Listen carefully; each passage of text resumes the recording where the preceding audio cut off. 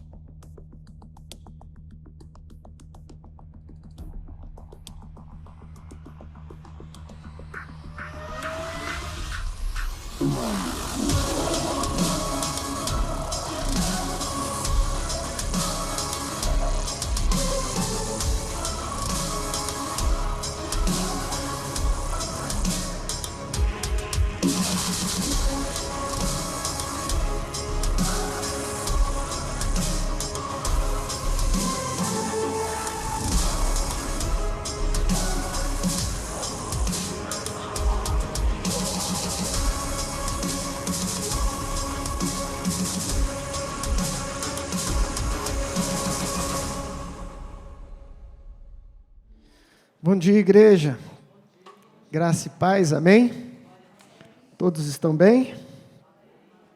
Aleluia. Quero compartilhar uma palavra com vocês, por favor, vamos abrir no livro de Mateus, capítulo 7, versículo 7 ao 11. Vamos à palavra do Senhor, Mateus, capítulo 7, versículo de 7 ao 11. Diz assim a palavra do Senhor: peçam e lhes será dado, busquem e encontrarão, batam e a porta lhes será aberta, pois todo o que pede recebe, o que busca encontra, aquele que bate a porta será aberta.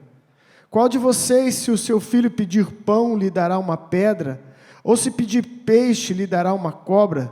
Se vocês, apesar de serem maus, sabem dar boas coisas aos seus filhos, quanto mais o Pai de vocês, que está nos céus, dará coisas boas aos que lhe pedirem. Amém? Obrigado, Jesus, mais uma vez pela Tua santa palavra, pelo Teu Espírito, Senhor, que se move e age nos nossos corações. Fale conosco mais uma vez, Senhor, que essa palavra, Senhor, crie vida, Senhor, nos corações, trazendo edificação, crescimento, despertamento, em nome de Jesus. Amém. Quero trabalhar com o tema de hoje, por que devemos orar? Por que devemos orar? Quero dedicar esse mês para termos aí reflexões acerca da oração, né? A oração é algo que poderíamos definir como fôlego de vida espiritual. Se alguém não ora ou não entende a necessidade da oração, espiritualmente essa pessoa aos poucos está morrendo espiritualmente, porque o nosso alimento espiritual está completamente ligado à oração, completamente ligado à oração. Quando Jesus diz acerca da videira e que nós somos os ramos, não é? Ele diz que Ele é a videira verdadeira e que nós somos os seus ramos. Que são os ramos? São os galhos, não é? E através dos galhos há um fruto. Dificilmente uma árvore dá o fruto no seu tronco, tirando algumas exceções. A maioria dá nos seus ramos, né? E Jesus explica isso sobre essa frutificação do ser, porque ele está ligado à videira, que é Deus, que é Cristo. E a videira alimenta os ramos. Essa ligação, ela se dá por um relacionamento. Essa ligação se dá por um alimentar-se contínuo da seiva da árvore. A oração é um processo fundamental no relacionamento com Deus. A oração, talvez, eu poderia dizer que é o processo principal na alimentação e no relacionamento com Deus. Mas nós temos dificuldade em orar. Todos nós temos dificuldade em orar, não é? A oração não é algo que flui de forma automática, não é? Algo que flui sem que haja uma perseverança, sem que haja um esforço. Quando eu me converti, eu logo percebi que a oração devia ser algo realmente muito importante, porque eu percebi que eu tinha muita facilidade em fazer muitas coisas no reino de Deus, como estudar, ler livros e me aplicar a tantas coisas, mas no quesito oração eu sentia muita dificuldade, muita dificuldade. Eu estou falando de oração, amados, não daquela oração que você ora o Pai Nosso, ou você ora alguns minutos, agradecendo a Deus pelo dia, pedindo a bênção, mas eu estou falando de um relacionamento de oração, onde você passa e gasta, ou ganha, um tempo realmente precioso com Deus. É aquela situação em que você só sai da presença dEle, quando realmente fluiu a oração, sentiu a sua presença, teve uma direção desse tempo de oração. Se nós olharmos a história do cristianismo, tanto biblicamente falando dos heróis da fé, dos apóstolos, dos servos de Deus, e também depois na história que se segue até o dia de hoje, você vai encontrar homens que marcaram a história, homens que fizeram a diferença no sentido de extensão do reino de Deus e também de abrangência social em direção ao outro, todos sem exceção. Se você buscar a biografia, você vai encontrar nelas um destaque. Eram homens dados à oração. Eram homens que oravam. Quando eu digo homens, é lógico, eu estou incluindo todos, né? Mulheres guerreiras de oração, mulheres que fizeram diferença na oração. Se esses homens que conseguiram alavancar o reino e fazer uma obra que até hoje é lembrada, tiveram que ter essa intimidade de oração. Eu acredito que nós, a igreja do século 21, temos que nos despertar e voltarmos à prática da oração. Eu quero ler aqui, peguei até meu celular, para ler algo que eu li na reunião de oração dessa quinta-feira aqui na igreja, sobre um pai da fé, sobre um dos pais do evangelismo na China, chamado Hudson Taylor. Aqui os mais antigos já devem ter ouvido falar alguma coisa de Hudson Taylor, que foi um missionário pioneiro na China. Este homem era muito usado por Deus, muito usado por Deus. Quem já leu a sua biografia e a obra que Deus fez através deste homem, é de nos causar uma santa inveja. E esse relato aqui diz respeito a um entrevistador, um jornalista que queria fazer uma matéria com este homem de Deus. Eu vou ler para vocês para ficar bem conforme o relato. Ele diz assim, olha, dizem que Hudson Taylor, o homem que fundou a missão para o interior da China, não era um bom pregador, mas voltou de licença da China e ele se tornou muito conhecido. Um jornalista foi entrevistar o homem inglês que estava sacudindo a China e se juntou a um estudo bíblico onde Taylor estava presente. Esse jornalista queria fazer uma matéria, uma entrevista acerca deste homem de Deus que, como diz o próprio texto, estava sacudindo a China. Olha que intensidade de vida do Evangelho de Jesus Cristo. E esse jornalista, então, participou de um estudo bíblico com este homem, Hudson Taylor. E diz assim, olha, que após ter este estudo bíblico com Taylor, ele não impressionou o jornalista. Decepcionado, o jornalista se perguntava como iria escrever algo que fosse interessante sobre Taylor e o seu trabalho. Diz a biografia que Taylor não era um excelente pregador. No fim da noite, o grupo começou a orar, e foi quando a maré mudou. O jornalista registrou que nunca, em toda a sua vida, tinha visto alguém falar com Deus como Taylor. Ele disse que foi aí que ele se deu conta de quem era aquele gigante da fé cristã. Ele era um homem de oração. Hudson Taylor. Depois, se vocês quiserem, procura pela internet, tantos materiais que tem que falam da vida de Hudson Taylor.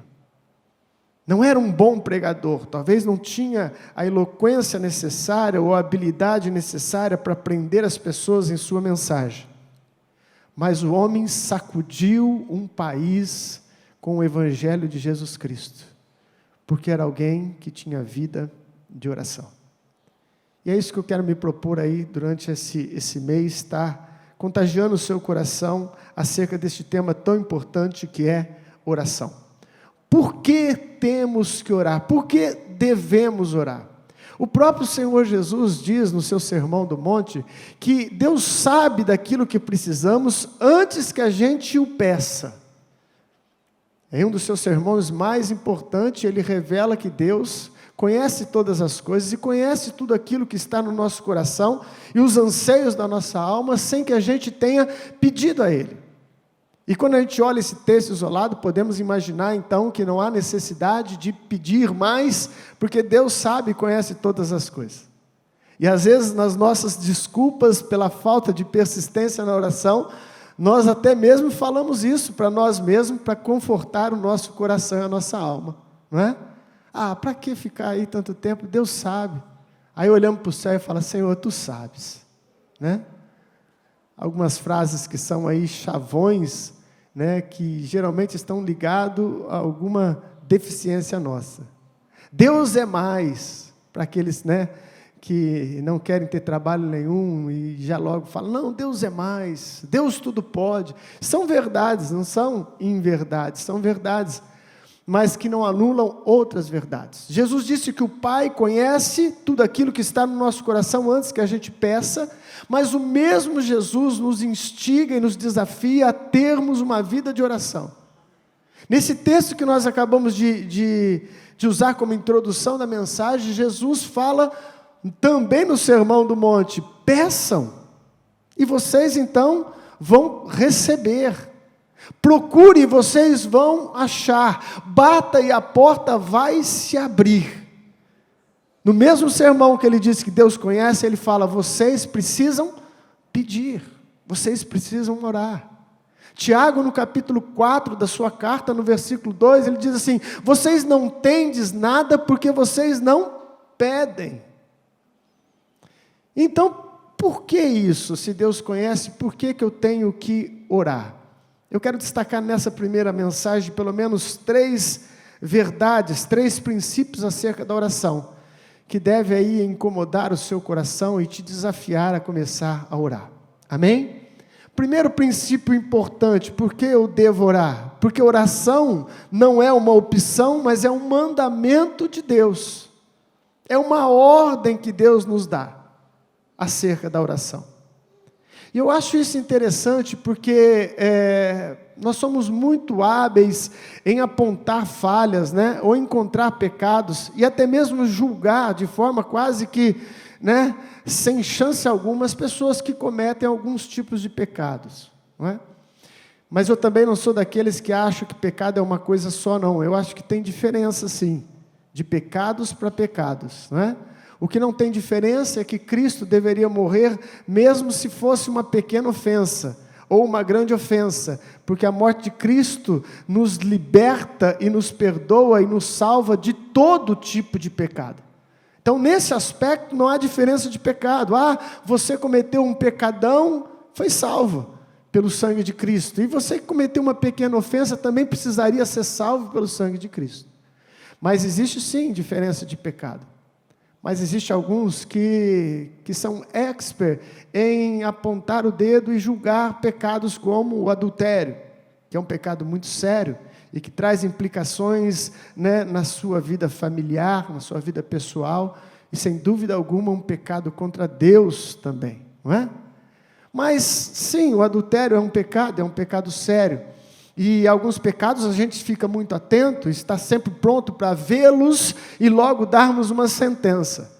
Mas nos esquecemos de alguns mandamentos e ordens que Jesus deu, e que não são menos importantes, e que se é um mandamento e você sabe que é o certo a fazer e não faz, nisso nós pecamos. Vou ler alguns textos aqui para não ficar muito extenso, tanto no Antigo Testamento como no Novo. 1 Crônicas, capítulo 16, versículo 11, diz assim o Senhor: buscai o Senhor e o seu poder, buscai a sua face continuamente. Mateus 26, 41, Jesus estava no Getsêmani, e ele chega para os seus discípulos e fala: vigiai e orai, porque na verdade o espírito está pronto, mas a carne é fraca. É uma ordem clara do Senhor, a necessidade de vigilância e de oração. Lucas capítulo 18, versículo 1, Jesus expõe uma parábola para os seus discípulos, é aquela parábola da viúva e do juiz iníquo, onde ela recebe o seu pedido por causa da sua insistência. E no versículo 1 deste capítulo, Lucas descreve o porquê Jesus estava dando a parábola. E ele diz: Jesus contou-lhes uma parábola sobre o dever de orar sempre e nunca desanimar. O propósito da parábola de Jesus era ensinar que havia uma obrigação, um dever de se orar. Um dever de se orar. Efésios capítulo 6, versículo 18, o apóstolo Paulo fala à igreja de Éfeso: orai em todo o tempo. O mesmo apóstolo Paulo fala aos Tessalonicenses 5,17, orai sem cessar. E assim você vai encontrando inúmeros textos na Bíblia, onde o Espírito Santo moveu o coração dos homens, inspirou-os a trazer uma mensagem tão importante: o dever de orarmos sempre. Isso é um dever. Jesus não disse: se você quiser, seria bom. Se você se dispor, seria uma bênção. Mas ele faz uma colocação como um mandamento. Um mandamento para a minha vida e para a sua. Eu só não entendo, nós, muitas vezes, igreja do Senhor, por que absorvemos alguns mandamentos como ordem para a nossa vida e descartamos outros. Relativizamos alguns: isso não é bem assim. O que não é bem assim? Como é que nós estaremos ligados ao tronco e recebemos a vida espiritual se não tivermos uma comunhão com o Senhor diariamente? Diariamente. Esse vai ser o tópico da próxima mensagem, sobre quando orar, que hora orar, não é? Mas já dando aí um frescor para a próxima, os modelos de oração que Jesus ensinou eram modelos diários, não eram modelos semanais, não eram modelos mensais, mas algo que Jesus estava nos convidando a viver todos os dias, todos os dias.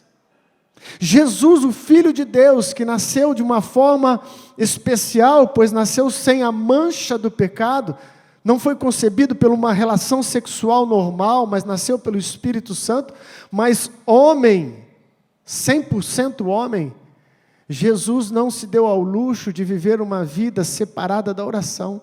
Pelo contrário, Jesus orava tanto que despertou os seus discípulos, incomodava os seus discípulos, a ponto dos próprios discípulos falar para Jesus: Jesus, nos ensina a orar.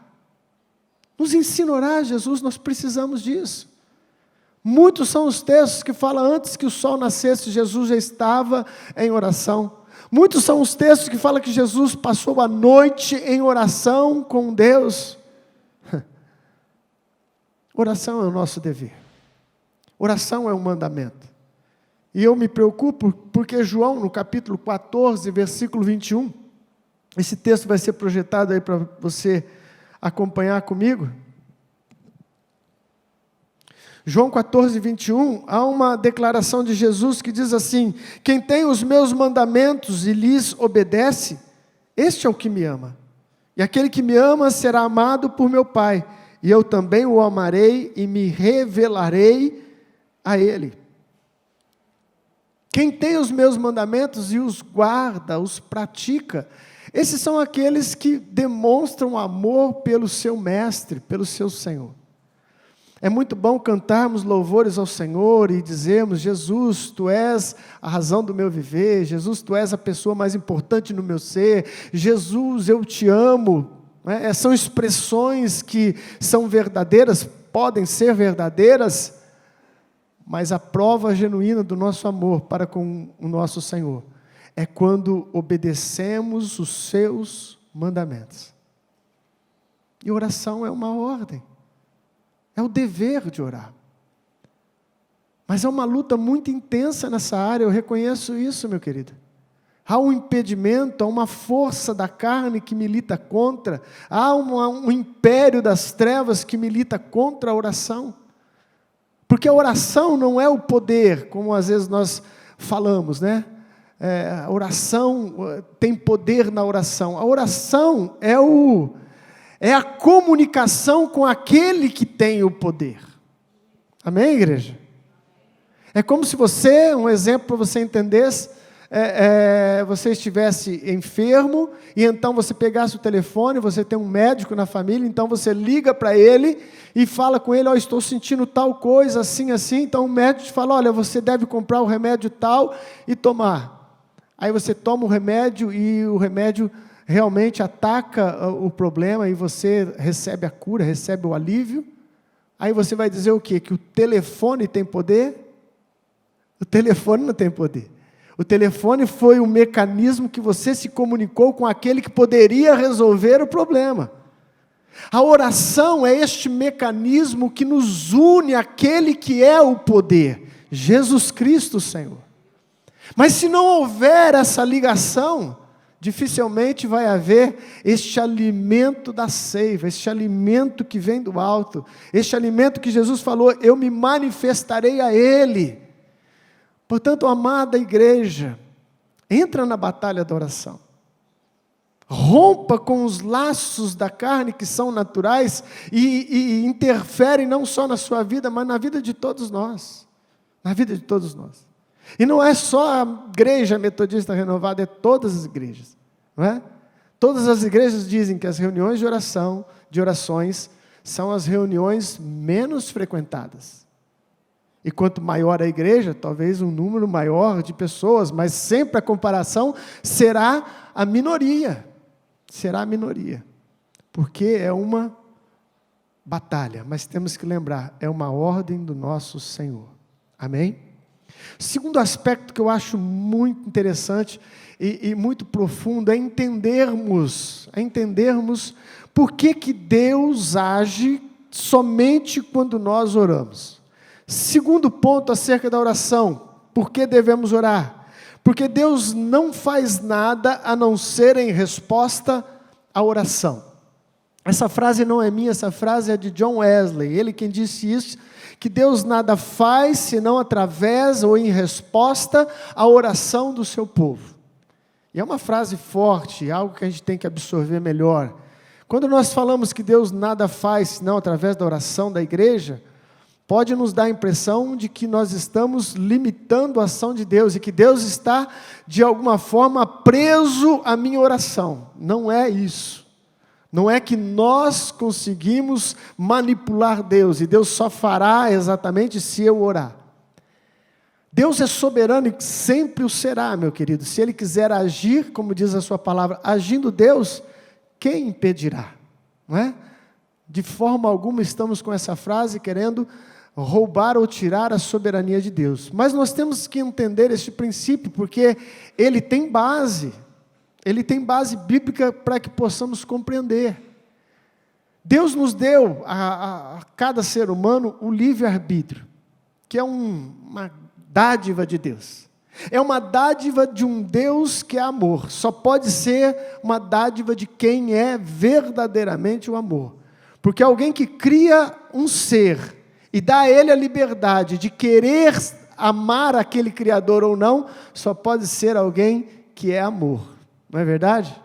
Você imagina você criando um ser completamente livre e dando a ele a opção, olha, apesar de eu ter criado você, você pode dizer que não me quer e tá tudo bem. É assim que Deus fez com o livre-arbítrio. Cada um de nós escolhemos o caminho que queremos andar. E é por isso que nós encontramos pessoas que, infelizmente, ainda não creem no Senhor Jesus e não se entregaram ao senhorio de Cristo, porque Ele tem a liberdade de escolha. A liberdade de escolha. E com isso nós conhecemos a queda do homem. E Deus também deu ao homem autoridade na terra. Autoridade concedida por Deus. O Salmo, por exemplo, Salmo 115, que é o que nós vamos ler agora, versículo 16, está ali na tela. O mais alto dos céus pertence ao Senhor, mas a terra Ele confiou ao homem. Você encontra no Salmo também 8, se eu não me engano, versículo 4. Essa verdade você encontra no livro de Gênesis, na criação, quando Deus formou todas as coisas, depois criou o homem, Gênesis capítulo 1, versículo 26, e Ele disse ao homem, olha, tenha autoridade, tenha domínio sobre toda a criação na face da terra. Autoridade e domínio. Então, para que a gente possa entender por que Deus pede que peçamos, para que depois então Ele faça, podemos entender que Deus deu a autoridade ao homem na terra, e Deus mesmo se restringe a algo que Ele mesmo criou. Eu acho interessante quando Jesus foi tentado, lá no livro de Lucas, por exemplo, depois você confere 4, quando Lucas narra a tentação de Jesus, o diabo leva Jesus a ter uma visão, leva Jesus ao pináculo do templo, o lugar mais alto do templo, e ali Jesus consegue ver todos os reinos da terra e a sua glória. Acredito eu que foi uma visão, não é? Seria impossível ver isso. E o diabo leva Jesus a ver isso e faz uma proposta para ele, fala, olha, se você prostrado me adorar, eu te darei todos esses reinos e a sua glória. Depois ele acrescenta algo interessante, porque foi-me dado e eu dou a quem eu quero. Está lá no livro de Lucas, no capítulo 4. Quando Jesus ouve essa tentação, primeiro que a gente tem que pensar o seguinte, para ser uma tentação, tinha que ser algo que mexesse com o coração e a vontade do homem Jesus. Amém? Tentação só é tentação quando combina com as suas ou os seus fortes desejos da sua carne. Senão não é tentação. Alguma coisa que você detesta e você de forma alguma teria prazer naquilo, o diabo não usa aquilo para te tentar, porque não faz sentido nenhum. Então o inimigo, quando nos tenta, ele usa de concupiscências da carne. O que é isso? Fortes desejos naturais da carne. E então ele associa o forte desejo e introduz então uma tentação. Quando Jesus é tentado nesse quesito, Jesus não disse para o diabo, você é mentiroso. Jesus não contestou a afirmação dele. Isso leva a entender que realmente o diabo tinha essa autoridade em suas mãos. Mas o diabo diz assim, me foi dado e eu dou a quem eu quero. Quem que deu autoridade para o diabo? Deus não deu autoridade para o diabo. E então, através das Escrituras, a gente chega à conclusão de que essa autoridade dada para o diabo foi os seres humanos, foi lá na queda de Adão e Eva que foi transferido para ele. Porque o homem tinha autoridade dada por Deus sobre a terra, e quando ele se rende à tentação, ele então passa para o diabo essa autoridade. Porque Pedro diz que aquele que é vencido pelo pecado se torna escravo daquele pelo qual ele foi vencido. Então o diabo ali toma posse de algo que Deus deixou a mim e a você. E faz todo sentido pensar nessa linha de pensamento, porque Jesus, o Deus que se fez homem, mas também é chamado Filho do Homem, era necessário ele ter a natureza humana, ele morre em nosso favor, sem ter culpa, sem ter pecado, para salvar a humanidade. Mas Jesus não tinha culpa. Quando Jesus desce à mansão dos mortos, resumindo aqui, parafraseando, a morte não o pôde deter, e Jesus ressuscita ao terceiro dia, e ele vence o diabo, e ele vence a morte, amém? E no livro de Apocalipse diz que a chave da morte passou a vir nas mãos do Senhor, o Senhor agora tomou a autoridade que nós havíamos entregado para o diabo. Olha que coisa linda. Talvez seja exatamente por isso que Jesus diz, olha, quando vocês orarem, quando vocês pedirem, peçam em meu nome, e vocês então terão. Porque Ele conquistou novamente aquilo que nós havíamos perdido. Por que Deus age quando nós oramos? Porque Ele se condicionou a isso. Porque Ele deu a mim e você autoridade sobre a terra. Bispo, quais são os textos que a gente pode se firmar neste princípio? Vamos pensar em alguns, como por exemplo Mateus 6,10, quando Jesus ensina a oração do Pai Nosso. Ele está ensinando aos seus discípulos como deveríamos orar. E Ele diz assim, olha, vocês oram assim, né? Entre várias partes da oração, Ele fala assim, peçam a Deus o seguinte, Senhor, seja feita a sua vontade, assim na terra como no céu. Quando eu penso nisso, nós temos que pensar nessa oração. Ele está nos ensinando a orar e está dizendo, vocês devem orar dessa maneira. Eu devo dizer para Deus, Senhor, faça a sua vontade na terra. Mas Ele é soberano. Ele é o Criador dos céus e da terra. Porque Jesus nos ensina a orar, dando a Deus a liberdade, a autonomia e toda a condição para operar sobre a terra. Porque talvez essa seja realmente uma linha exata de nos amadurecermos e entendermos mais a oração. Deus condicionou a sua ação sobre a terra dentro deste quesito da autoridade do homem que foi entregue sobre a terra. Portanto, eu devo dizer para Deus, Deus, faça a sua vontade na terra. Mateus, por exemplo, outro texto para a gente pensar, 9, versículo 37 e 38, Jesus está falando com seus discípulos acerca da seara, da obra na terra. E Ele diz assim, olha, a seara é grande, a obra é grande na terra, mas falta trabalhadores, falta ceifeiros. Aí Jesus fala assim para os seus discípulos, oram ao Pai, para que Ele envie trabalhadores para a sua obra. Gente, vamos pensar comigo. A obra é de Deus, o reino é de Deus, mas Ele nos instrui que nós deveríamos pedir para Deus mandar trabalhador para a sua obra aqui na terra. Por que eu tenho que pedir para Deus mandar, se Deus sabe da necessidade que temos de gente para trabalhar para o reino? Já pararam para pensar nisso?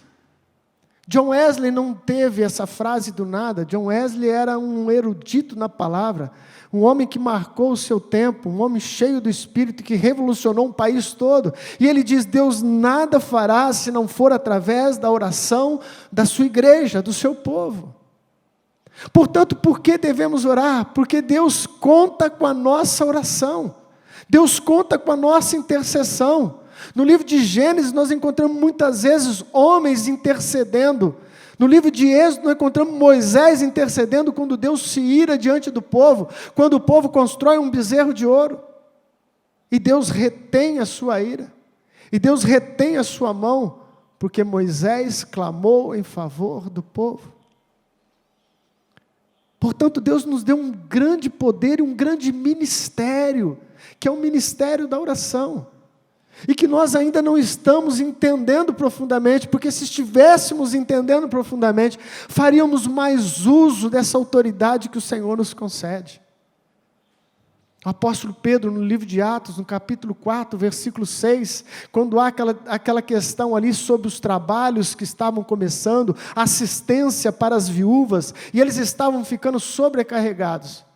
Pedro diz assim, olha, nós vamos determinar que homens cheios do Espírito Santo cuidem dessa área, porque nós vamos nos separar para a palavra e para a oração. Pedro entendia que a oração era um ministério, que a oração era algo poderoso, não ela em si, mas um mecanismo para trazer a intervenção de Deus sobre a terra. Um mecanismo que Deus vai usar para mudar a história sua e das pessoas que estão ao seu redor. Posso ouvir um amém?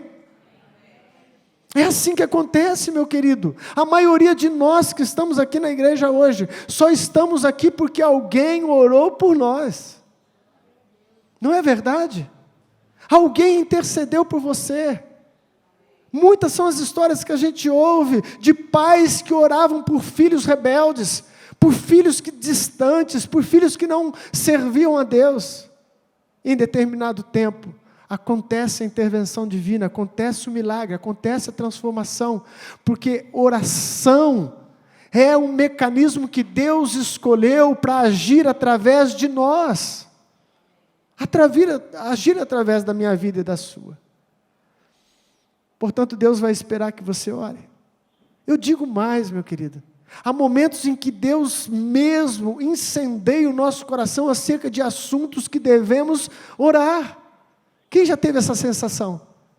De acordar ou pela madrugada, ou acordar pela manhã, e sentir no coração um desejo de orar por alguém específico. Mas você não estava com essa pessoa nesse dia, você não dormiu com ela, e de repente lhe vem à mente aquela pessoa. E às vezes depois ficamos sabendo que houve um acidente, houve um livramento de Deus na vida da pessoa. Deus pode fazer todas as coisas, mas Ele escolheu agir através do trabalho em conjunto com a sua igreja, com a sua noiva, que somos nós. Deus quer operar na nossa igreja, Deus quer operar na sua casa, Deus está pedindo para você, peça que você vai ter respostas. Amém, igreja? Isso para mim é fantástico, essa graça de Deus de querer trabalhar comigo, de me colocar num projeto maior. Isso é o maior trabalho de um ser humano, trabalhar com Deus, trabalhar em oração. Deus pode fazer e espera que você clame em nome de Jesus. Espere que a gente clame em nome de Jesus. Amém, igreja? Terceira coisa, por que devemos orar? Eu acho interessante. Há algumas frases que dizem que a oração é uma arma de batalha espiritual, né? Eu prefiro dizer como eu escrevi nesse terceiro ponto. A oração não é uma arma para a batalha. Ela é a própria batalha. A oração é a batalha. Quando o apóstolo Paulo fala em Efésios capítulo 6, né, e ele vai ali do 10 até o 18 falando das armas da nossa milícia, lembra desse texto? Ele começa dizendo algo importante, ele fala, olha, a nossa luta não é contra carne e sangue, não é contra homens, mas sim contra principados e potestades, nas regiões celestiais. Há uma luta espiritual, muito embora nós não vemos com os olhos naturais, mas ela é muito real no mundo espiritual. E então, ao falar dessa luta espiritual, ele fala de armas espirituais. E ele faz um paralelo com uma armadura de um soldado romano. E ele fala do escudo da fé, ele fala do capacete da salvação, ele fala dos pés calçados para a pregação do Evangelho, ele fala da couraça da justiça. E depois dele terminar todos esses aparatos de armas para uma guerra espiritual, ele chega no final, no versículo 18, e é neste versículo 18, então, que ele mostra o porquê disso tudo. Quando ele diz acerca da oração. Deixa eu abrir lá com você, Efésios 6. Ele chega no versículo 18, depois de falar de todas essas armas, e diz, orem no Espírito, em todas as ocasiões, com toda oração e súplica, tendo isso em mente, estejam atentos e perseverantes na oração por todos os santos. Se equipem com o escudo da fé, com a salvação, a certeza no seu coração e na sua mente da salvação efetuada na cruz de Cristo. Se prepare, se equipe, para que então você possa entrar em uma batalha de oração, orando em todo o tempo, orando e vigiando a todo o tempo. Interessante que a Bíblia não diz que nós deveríamos pregar o Evangelho a todo tempo, mas diz que nós deveríamos orar em todo o tempo. O apóstolo Paulo fala à igreja que está em Colossos, Colossenses capítulo 4, versículo 12, ele cita um servo de Deus chamado Epáfras, e ele diz, ele é um servo conosco, e ele está guerreando a favor de vocês em oração. Ele está combatendo em favor de vocês em oração. A oração é essa batalha. E é por isso que é difícil, meu querido. É por isso que todos nós, muitas vezes sentimos dificuldade para nos lançarmos em oração, porque é uma batalha espiritual. É uma batalha espiritual. Daniel capítulo 10, vamos ler esse último texto, que mostra essa batalha, como ela se dá exatamente. Profeta Daniel capítulo 10, versículo 12 e 13. Acerca de uma revelação que Deus havia dado a ele, versículo 12 diz, e ele prosseguiu, não tenha medo, Daniel, desde o primeiro dia em que você decidiu buscar entendimento e humilhar-se diante do seu Deus, suas palavras foram ouvidas e eu vim em resposta a ela. Deixa eu dar uma parada aqui, para explicar para você e você absorver exatamente isso. Daniel se propõe a orar por algo, uma revelação que Deus havia dado, uma visão a ele, e ele buscava uma direção de Deus. E diz que desde o momento que ele se colocou a orar, a oração foi ouvida, mas a resposta não veio. A oração foi ouvida, mas a resposta não veio no tempo da oração. E então este anjo que vai ter com ele está explicando o porquê. Isso pode acontecer na nossa vida. Isso pode acontecer com os nossos alvos de oração. Versículo 13. Mas o príncipe do reino da Pérsia me resistiu durante 21 dias. Que príncipe é este? É um demônio. Não está falando de um príncipe natural. Está falando de uma guerra espiritual. Esse príncipe é um demônio, talvez regional, que estava resistindo o anjo de Deus que traria a resposta. Então ele diz, então Miguel, um dos príncipes supremos, veio em minha ajuda, pois eu fui impedido de continuar ali com os reis da Pérsia. Agora vim explicar-lhe o que acontecer ao seu povo no futuro, pois a visão se refere a uma época futura. Deus revela a Daniel que havia uma guerra estabelecida, que tentou impedir a resposta de Deus para a oração de Daniel. E assim, amados, isso pode estar acontecendo ao nosso redor. Talvez você está numa luta de oração acerca de um alvo que é a vontade de Deus. Talvez até hoje você está orando pela salvação de alguém, você está orando pela cura de alguém, você está orando pelo avivamento da igreja. Mas a oração é uma batalha espiritual. E pode haver sim guerras espirituais. Portanto, por que devemos orar? Porque fomos chamados exatamente para isso. Somos embaixadores do reino de Deus, somos soldados de Cristo. Como não poderíamos estar envolvidos na batalha da oração? Na batalha da oração. Ouvi um testemunho hoje, ainda pela manhã, de um pastor que está fazendo muito sucesso nas mídias, com a pregação do Evangelho, e ele disse exatamente isso, que ele descobriu um caderno de oração da sua mãe, e lá ele viu quantas vezes a sua mãe estava orando pela salvação dele, e a mãe dele fazia oração e colocava a data, e ele foi acompanhando, foram vários anos em que a mãe orava por ele, e a oração da mãe é, faça com que meu filho se torne um servo usado pelo Senhor.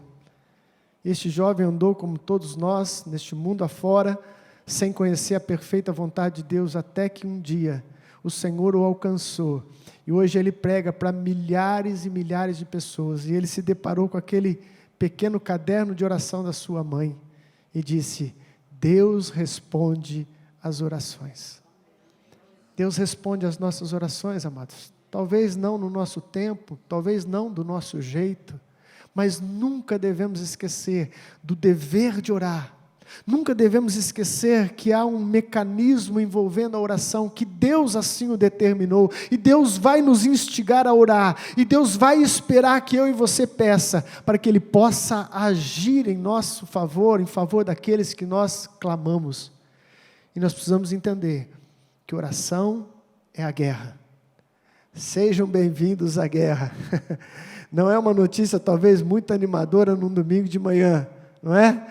Depois de um período tão turbulento, de tantos problemas, mas é uma guerra onde nós temos a certeza que o nosso general é Cristo, e que a vitória é certa no poder que há no nome do Senhor Jesus. Aleluia! Como diz o livro de Apocalipse, Jesus se revelando a João, fala: eu sou aquele que estive morto, mas vivo para todo o sempre. Aleluia! A vitória é nossa, a vitória é do povo de Deus, a vitória está no nosso Senhor Jesus Cristo. Tomamos a armadura de Deus, amados, e nos colocamos como guerreiros nessa batalha. Deus conta com você, Deus conta conosco, Deus espera o seu clamor, Deus está ansioso por responder às nossas orações. Você crê nisso, igreja? Vamos ficar de pé no nome de Jesus. Aleluia. Por que devemos orar? Homens como eu e você tocaram este mundo, mudaram a história, porque entenderam o dever de orar. O dever de orar. Vamos adorar o Senhor, nós vamos estar orando e encerrando esse culto debaixo dessa graça de Deus, em nome de Jesus. Aleluia. Santo é o Senhor. Deixa eu ler uma frase de John Wesley para vocês, antes de começarmos a adorar. John Wesley é mais um desses que marcou a história, porque era alguém que entendeu o dever de orar. Ele diz assim: tenho sempre tanta coisa para fazer, mas só posso me desocupar dessas tarefas árduas, após um prolongado período de oração. Ao despertar de um novo dia, ele diz: há tantas coisas para fazer, há tantas tarefas, mas eu só consigo me pôr a fazê-las depois de um prolongado tempo de oração. Aleluia. Os que de madrugada me buscam, me acharão. Promessa de Deus para as nossas vidas. Vamos adorar a Deus e vamos estar orando em nome de Jesus.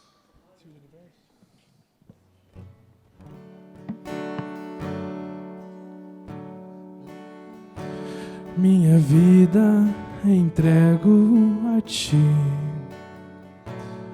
os meus sonhos entrego a Ti. Faz de mim vaso novo, um coração novo, vaso de barro em Tuas mãos. Reconheço que posso errar, Apesar das nossas falhas, mas eu sei que existe o perdão.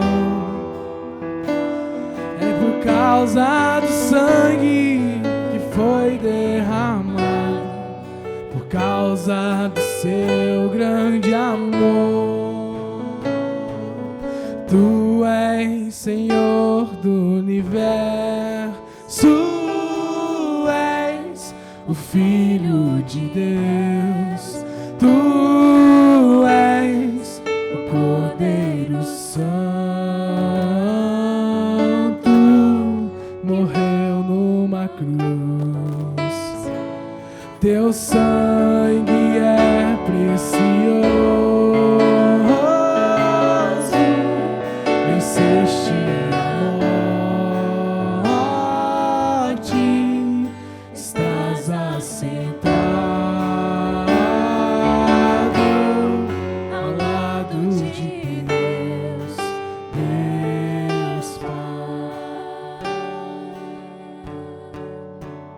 Minha vida entrego a Ti, Senhor, os meus planos nós colocamos a nossa entrego vida, a Ti. Senhor, nessa oportunidade. Faz de mim vaso novo, Tua um presença, coração novo, vaso de barro Tua em presença, Tuas Jesus. mãos.